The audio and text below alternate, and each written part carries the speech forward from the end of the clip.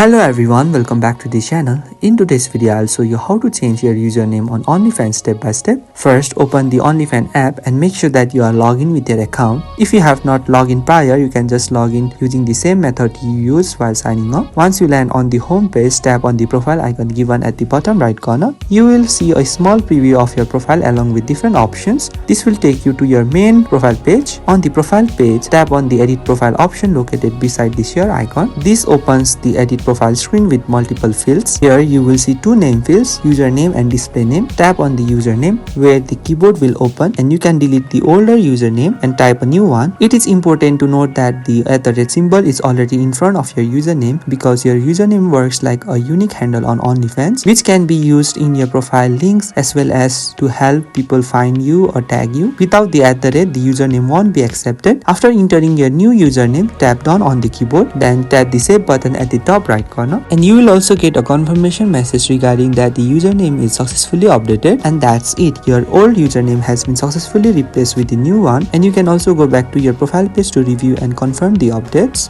So if you find this video helpful, please do not forget to like and subscribe to the channel. Thank you for watching and I will see you in the next video.